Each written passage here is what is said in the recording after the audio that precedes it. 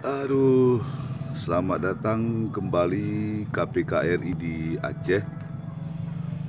Pejabat-pejabat yang pernah diperiksa oleh KPK ini merupakan harapan publik Aceh bahwa hasil akhir itu bisa memuaskan. Jadi KPK ini bukan sekedar prank, bukan sekedar angin segar untuk rakyat Aceh, tetapi kemiskinan yang terjadi di Aceh dengan dana otsus yang sangat luar biasa.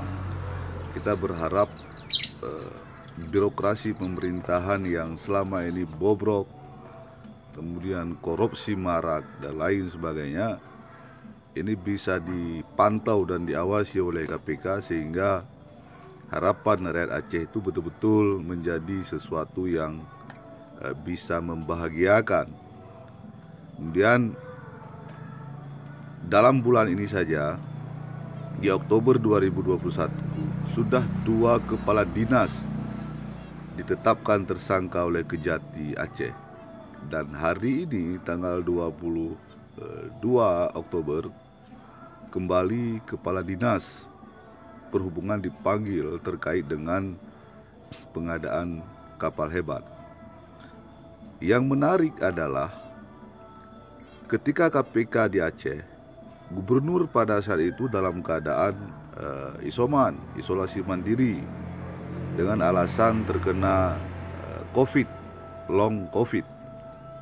Kemudian hari ini KPK juga hadir di Aceh memeriksa sejumlah pejabat termasuk pimpinan DPR. Gubernur juga mengalami sakit. Misteri ini yang seharusnya dipecahkan juga oleh KPK. Apakah benar-benar gubernur dalam keadaan sakit atau memang ini sandiwara? Karena kita tahu sama-sama kecelakaan yang dialami oleh gubernur Aceh itu masih misteri. Kapan kejadiannya, bagaimana kejadiannya, kronologinya seperti apa, dengan siapa dia kecelakaan dan lain sebagainya. Ini masih menjadi misteri, masih menjadi tanda tanya rakyat Aceh. Jadi kita juga pun benar-benar sakit seorang gubernur, kita berdoa semoga cepat sembuh. Tetapi kalau ini hanya sandiwara, kita juga berharap ada sesuatu jalan terbaik untuk rakyat Aceh. Hari ini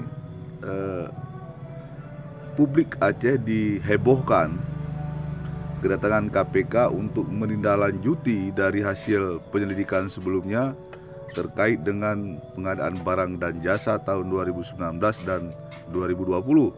Termasuk kita berharap pengadaan kapal hebat, multi-years, dana refocusing dan bantuan-bantuan sosial lainnya.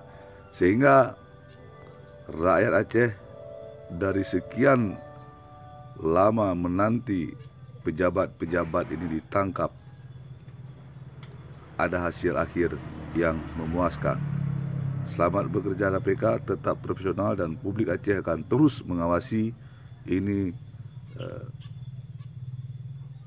lebih baik. Terima kasih.